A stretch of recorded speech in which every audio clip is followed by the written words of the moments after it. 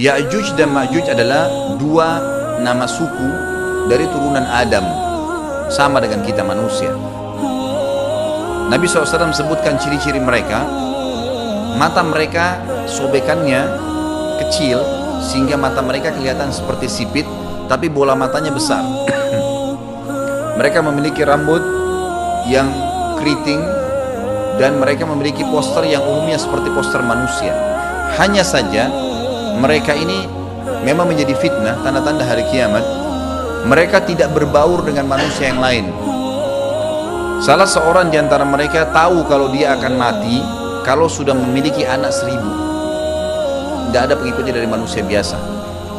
Pada saat saya pelajari tentang Ya'juj Ma'juj ini tingkat 3 kuliah, kurang lebih waktu itu tahun 96, 97, dosen saya membuka kitabnya membahas masalahnya. Saya sempat tanya sendiri, saya bilang, Syekh, jumlahnya Ya'juj Ma'juj itu berapa banyak? Dia bilang tidak terhitung jumlahnya. Karena ada hadis yang berbunyi mereka akan mendatangi sebuah sungai, kalau tidak salah namanya Sungai Tibria.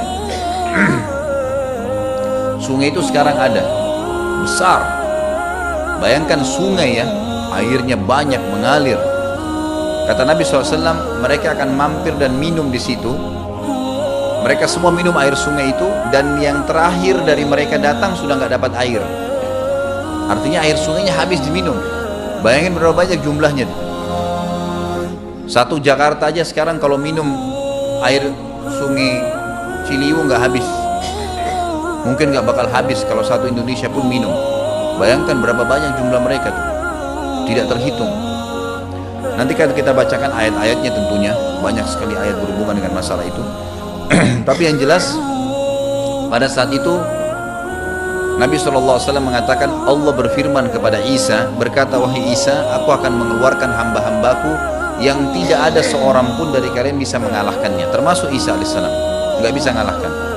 Maka selamatkanlah dirimu bersama dengan pengikut-pengikutmu ke Gunung Tur namanya. Gunung Tur ini di Palestina. Ya. Ini rata-rata nanti hari kiamat ini di Syam, banyak negeri Syam kita. Maka Nabi Isa pun alaihissalam menyelamatkan diri dengan pengikutnya ke Gunung Tur yang diikuti sama orang-orang yang beriman. Lalu tentu yang bisa ikut yang terjangkau pada saat itu, karena dunia sangat luas. Maka yang tidak sempat ikut dengan Nabi Isa AS, mereka dibunuh oleh Ya'juj Ma'juj. Allah Subhanahu Wa Taala memberikan ciri khas mereka, artinya cirinya mereka ini, mereka dihimpit di sebuah gunung. Di surah Al-Kahfi dijelaskan oleh Dzulkarnain. Dzulkarnain khilaf antara ahli sejarah mengatakan dia nabi atau dia orang saleh. Tapi Allahu alam, saya cenderung dengan pendapat yang mengatakan dia adalah seorang nabi, karena Allah SWT angkat ceritanya dalam Al-Quran, dan Allah berikan dia banyak mukjizat. Di antaranya mukjizatnya adalah menahan Ya'juj Ma'juj waktu itu ingin membuat kerusakan di zamannya dia dulu. Jadi memang Ya'juj Ma'juj ini ciri khasnya, kata Nabi SAW, mereka memakan apa saja, batu. Kalau hewan-hewan itu kalah jengking sama ular, binatang-binatang buas, harimau, mereka makan semua. Jadi bukan seperti manusia normalnya. Mereka membunuh semua yang bukan seperti mereka. Mereka buat kerusakan. Sampai-sampai kata Nabi SAW, tidak ada yang bisa mengalahkan mereka, dan jumlah mereka sangat banyak. Salah seorang di antara mereka tahu dia akan mati kalau sudah punya 1000 anak. Dan tidak menikah dengan umumnya orang. 2 suku ini saja. Kata Nabi SAW dalam hadis Bukhari, kecelakaanlah bagi orang-orang yang ada di Jazirah Arab. Kemungkinan besar makna ini adalah tempat mereka dekat dengan Jazirah Arab. Sebagian, ada satu syekh dari Mesir, sekarang ada bukunya sama saya dan sudah terjemahan bahasa Indonesia, judulnya Ya'juj Ma'juj. Kalau Bapak Ibu mau beli bisa, ada judulnya Ya'juj Ma'juj, tapi saya lupa penerbitnya apa. Itu agak tebal, harganya mungkin sekitar 85.000 atau 100 ribuan lah maksimal. Itu khusus, dan beliau adakan penelitian, saya baca dan memang sangat konkret dan ilmiah. Beliau mendatangkan fakta kalau tempat Ya'juj Ma'juj yang disebutkan dalam Al-Quran itu ada di Cina, tembok Cina. Jadi seperti yang disebutkan dalam Al-Quran, 2 gunung yang disatukan, di antara celah gunung itu ditaruh tembaga-tembaga. Pernah pemerintah Cina mendapatkan ada celah dari tembok Cina itu yang bolong, waktu mereka mau tempel bolongan itu dengan batu tanah yang mereka biasa taruh sekarang, ternyata di dalam itu ada tembaga yang mengeras, dan seperti disebutkan dalam Al-Quran. di mana ya Zulkarnain mempertemukan antara besi-besi yang ditumpuk lalu dipanasi, dibakar sehingga menjadi meleleh, kemudian disirami lagi dengan timah yang meleleh juga dan dibiarkan kering sehingga menjadi tembok besi. Kata Nabi SAW, kecelakaan bagi orang-orang yang Jazirah Arab karena telah terbuka dari lubangnya Yajuj Majuj sebesar ini. Udah kasih isyarat dengan jari ibu jari sama jari tengahnya, artinya mereka sudah bisa melihat keluar. Tetapi kata Nabi SAW, setiap hari mereka terus menggali gunung itu, berusaha untuk keluar. Pada saat mereka tiba di malam hari, mereka capek, mereka mengatakan besok kita lanjutin. Mereka bangun besok pagi, gunungnya kembali utuh lagi. Sampai nanti waktu di mana Allah izinkan mereka keluar. Pada saat mereka keluar, maka mereka akan mulai membuat kerusakan. Ada di halaman 82 ya. Al-Anbiya 96 sampai 97 ayatnya. Ingatlah hingga apabila dibukakan tembok Ya'juj Ma'juj, bolong, jebol, dan mereka turun dengan cepat dari gunung-gunung itu, dari seluruh tempat yang tinggi. Kita tahu itu jaraknya berapa ratus kilometer, bahkan mungkin ribuan kalau nggak salah ya.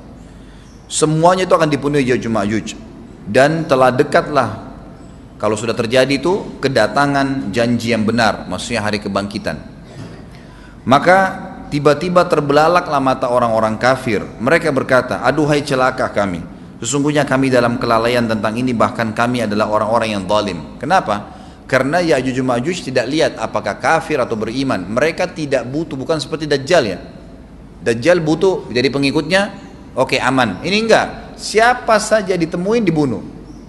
Dia enggak pandang, enggak mau tanya kamu dari suku mana, kamu agama apa, tidak dipandang. Orang-orang muslim pada saat itu, orang-orang muslim pada saat itu yang ikut dengan Nabi Isa AS berhasil selamat. Walaupun pada saat itu di muka bumi umumnya orang sudah beriman. Yang dimaksud di sini orang-orang kafir adalah adanya orang-orang yang masuk Islam karena terpaksa, karena mereka tidak terlalu faham pada saat itu, lalu mereka menganggap remeh informasi dari Nabi Isa alaihissalam, maka mereka terbelalak matanya karena dibunuh oleh Ya'juj Ma'juj. Kata Nabi SAW di dalam hadis sahih riwayat Imam Bukhari, bahwasanya Ya'juj Ma'juj akan membunuh siapapun yang mereka temui. Bahkan pada saat mereka sudah merasa menguasai bumi, mereka melepaskan anak-anak panah mereka ke langit, lalu Allah menurunkan anak-anak panah mereka sebagai fitnah dipenuhi dengan darah.